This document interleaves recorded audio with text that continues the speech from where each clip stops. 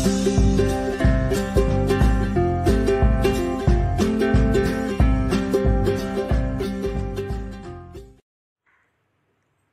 guys, what's up? My name is Subham Kumar Agrawal and welcome back to my YouTube channel. So today we are going to study the average electronic energy, as you can see in this screen, and we have done the vibrational. For the vibrational we had calculated the average energy, and today we are going to do the same for the electronic. Alright, so you can see from here there is nothing special in the electronic. You have to you have to understand one thing only here, that is in the electronic system, usually or say generally all the particles or say all the electrons or all the molecules are normally present in the ground state, usually present in the ground state. And because of this, what will be the average energy? The average energy for the electronic system would be the ground state energy. So what I can conclude from here is that if in the question what is given to you, if in the question you have given the electronic energy for the ground state, then that will be only the average energy for whole of this system. Either it has given for the two-state system or for any kind of system, the average energy for the system would be the ground state energy, and most probably that particular energy will be given in the question. And you need not to worry that you will think that I have to do so much explanation. No, nothing. You have to just assume, you have to understand this single thing, that most of the molecules lies in the ground state, because of which we have to only take the energy of only ground state. And that is why here I am saying that the average electronic energy is the nothing but a ground state energy. Is this thing clear to you or not? I hope that there is nothing like rocket science in this. So I hope you people would able to understand it. Now moving ahead, for the nuclear system, for the nuclear energy, whatever I had done for the partition function, for the nuclear partition function, nothing you had to go anywhere from there. You will be given to any kind of system. You have to assume for nuclei only the two states would be possible, and the energy corresponding to these two energy states would be your average average nuclear energy. So nothing was there in the electronic nor in the nuclear energy. Alright, okay, so I think all the concept of the molecular energy are ended here only. From now onwards we have a transition from the molecular average energy to the ensembles, or say to the thermodynamic functions, where we will again going to introduce the topic of ensembles, and we will discuss that particular ensemble in detail, so that we would get the thermodynamic function or say thermodynamic properties. In order to study all those thermodynamic properties, we need to understand this little thing, that here we will be going to do the concept of ensembles. Alright, okay. Now what is written to you or in your screen, and you can see that ensembles is like when molecular property will be deal in the bulk. When the molecular property will be deal in the bulk, for the bulk level, then for the bulk level, that particular property, if we are measuring, so that bulk level is called ensembles, and that particular property is any one it can be either entropy, it can be either entropy, or can be enthalpy, any of the property it can be. All right. Or say, if you want more precise definition of ensembles, then you have to understand that ensembles representing the bulk system in which the n replicas of the molecular level, in the molecular level, all the microstates are there. In the micro level, all the microstates are there. And for if it is constituting a system, that is the bulk system, which we are calling the ensemble. So how is it forming? It is forming by taking n replicas of those microstates. By taking n replicas of those microstates, then after of all this process, it is constituting a bulk system, which we are calling the ensembles, and it is actually the macro state. So what we can call here it, that each of which means in the ensembles, each of the micro state, since it is a macro state, ensemble is a macro state which contains a lot of microstates.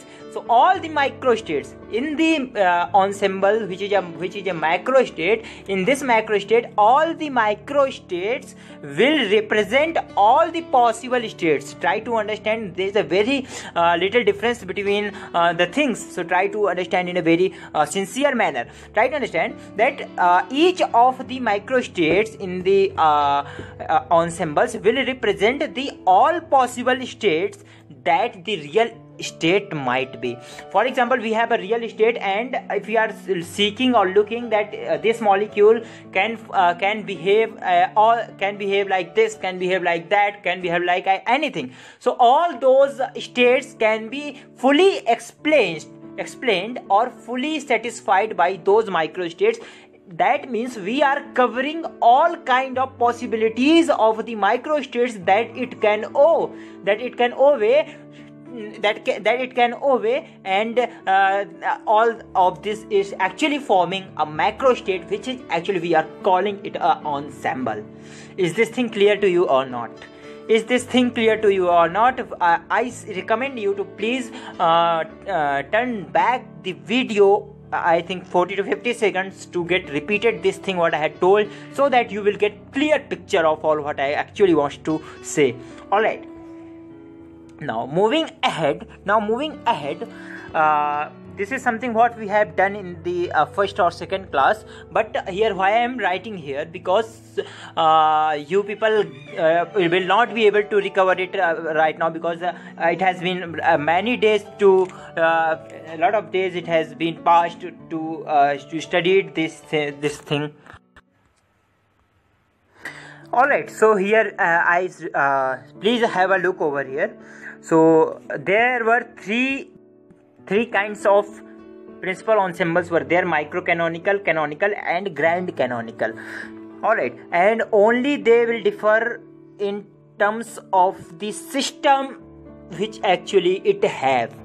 Alright, they are only the difference among these canonical ensembles were in terms of the systems, that for the microcanonical we usually take isolated, and for canonical we take closed, and for grand canonical it will be open system. And these are the natural or the constant variables. I had told for isolated system, no energy will transfer, no matter will transfer, so all the N, V and E will be constant.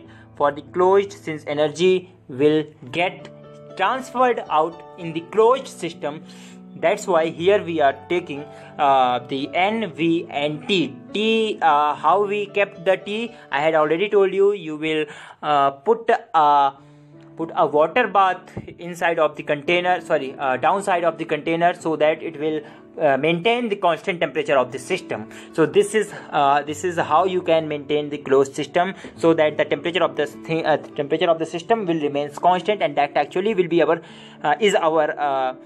common properties, or say our natural variables. All right. The third one is the open system. Open system in which all the exchange of the energy as well as matter will take place. But what is interesting thing is here, try to understand, like we have this system in which the moles are actually the number of particles, and number of particles are actually exchanging from the surrounding to the system. Since the system is open, the energy can also go from also energy exchangement will also carried out, will also takes place. So in order to keep the temperature constant, we usually, what we have done in the canonical, we usually put the water bath in downside of the our system. But for maintaining the number of moles constant, we cannot do anything, since the system is open. So we cannot do any of the thing to maintain the number of moles constant. So what here we do, we took another property, which is the chemical potential, which is actually the chemical potential. I had already told you that it is the molar quantity. So despite of the fact that the moles or the number of particles of the system are exchanging from the surrounding, no matter what exchangement is going on, you will have this quantity which will be constant throughout your system. Why I am saying this? Because chemical potential is the molar quantity, and molar quantity is the fixed quantity. It does not depend upon whether number of moles are going out or not. It depends upon the 1 mole. It is fixed for 1 mole, so it's not going to affect irrespective whether the number of moles are going to exchange from the surrounding or not. All right. So this is actually a very big description. I think it has now gone. Now no problem. The thing is that you people should get the idea, because these are the points where the entrance examinations you will get stuck, or in the interview they will found you like you will get stuck at these points. So that's why I am just affirming more your weak points. Alright, no problem. Now one more thing here I want to conclude or say, that throughout our study, or in the normal basis also, in the real basis, in the practical basis, we have only canonical ensembles. Why I am saying so? Because in canonical ensemble we have a system which is closed system. Which is closed system, and normally and usually we will have the closed system in which we can keep the temperature of the system constant by providing the water bath in the downside of the container. At the same time, since our container is closed, so energy exchangement can also be takes place. So this is the real scenario in our real life cases, what we usually seek in the daily life. So it is actually behaving like that. All right. So you can all hear what I have written, like if you stop the energy change, then you will get isolated system. At the same time, if you allow the matter exchange, then you will get open system. So this is how you can move from canonical to grand canonical, by just allowing the matter exchange. At the same time, if you will stop the energy exchange or the energy change, you will move towards you will automatically reach to the micro canonical form. All right. So I hope that all these things might be clear to you. Now moving ahead. Now we have canonical system. That means closed system. Now we have the closed system. So in the closed system there are n particles. Assuming n particles are there in our system. All right. This is a system containing n particles. All right, and each of the particles having partition function q, or for each of the states having the volume v and temperature, because as we are seeking over the molecular level, so we are assuming for each of the particle as a partition function q. So for the n particle, the q into q into q into q. For n particle, it becomes q into n times, that is the q raised to the power n. This would be the partition function for whole of the system. this would be the partition function for whole of the system. Okay, so for whole of the system, for the canonical system, the partition function will be q equals to, q is the partition function for whole of the canonical system, is equals to q raised to the power n. Why q raised to the power n? Because q is the partition function for a molecule, and if there are n molecules, then the partition function will be q raised to the power n. Is this thing clear to you or not? Because for each of the particle, for each of the molecule, q into n times, when you write the q n times, then it will become q raised to the power n. Alright. Okay, so this system is actually is in equilibrium with the outer system, or say with the surrounding. Why I am saying this? Because this is actually the closed system, so it is in the equilibrium with the surrounding. Exchange of the heat or energy is continuously taking place.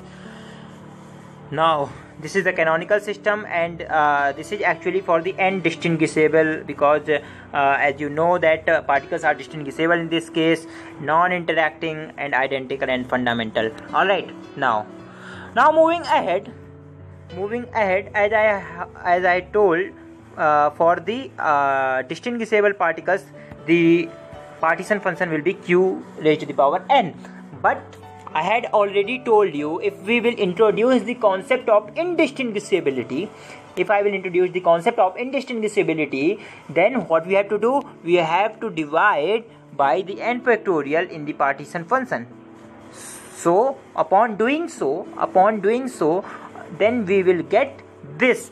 Then we will get this expression, that is the q nvt equals to q raised to the power n upon n factorial. This is actually for the indistinguishable particles, or the indistinguishable and non-interacting and fundamental identical particles. So here the thing that you need to understand is that if we will introduce the concept of indistinguishability, then we have to divide by n factorial in the given partition function, and you will get the partition function for whole of the system. Alright, now we are going to do a question, a previous year question, which is the GATE 2017 question. So read the question, what the question is saying. The question is saying, consider n particles at a temperature T, pressure P, volume V, and chemical potential nu is having energy E. The system having energy E, in which T is the temperature containing n particles, P is the pressure, V is the volume, and nu is the chemical potential, and the parameters that are kept constant for the canonical ensembles is. For canonical system, it is asking about the parameters which should be kept constant. Am I clear to you or not? As I had told already, like I had mentioned a table there, in which you can get more about, like what were the parameters that I had kept constant. The parameters were for the canonical ensembles, the parameters were n, that is because since the system is closed, and T temperature, one is n, second one is T temperature, and the third one is energy. Sorry, not energy, it's volume, because in order to constant the energy, we had constant the temperature. We cannot in order to constant the temperature of the system, we had provided the heat from the outer side, but energy cannot be kept constant for the closed system, because it is the closed system in which the energy is exchanging from the surrounding. If the energy is exchanging from the surrounding, we cannot keep the energy of the system constant. That is why we kept temperature as constant in such kind of systems. And the third one, that is volume, is the permanent one, because if we have a closed system and the molecules are in the gaseous form, then definitely the volume of the container is the actual volume, and which is always be constant. So the right one would be the A option is right, that is the NVT. Alright, now moving to the another question, that it is the June 2015 net 4 marks question. the question it has asked that the indistinguishability correction in the Boltzmann formulation is incorporated. The indistinguishability correction in the Boltzmann formulation is incorporated the following way. In the following way, and n equals to total number of particles and f equal to single particle partition function. Very good question, and I had just in 1 or 2 minutes before I had told you, like, if we will introduce the concept of indistinguishability in order to find out the partition function, then we have to divide by n factorial in the partition function. So if the partition function for the single particle is f raised to the power n, for f raised to the power n, so if we will introduce the concept of indistinguishability, then the partition function value will be f raised to the power n upon n factorial. So you have to just look whether this option is given, like reading start from A option, that replace by f by n naught. No, this is wrong. Replace fn by this is very right. You have to replace function, or say f raised to the power n, by fn upon n factorial. And the C and D options are also wrong, and only B option is correct. Alright, so C and D option are given like here. They replace f by f upon ln n factorial, which is completely wrong. And the option D is replace f raised to the power n by f raised to the power n upon ln n factorial. This is also wrong. So the right one was B option. And we have done all the things which are scheduled for today. And in the next video we will start from here, that the dominating configuration of ensembles, and in which we will detail and learn a lot. So till the next video, see you, have a good day, bye bye.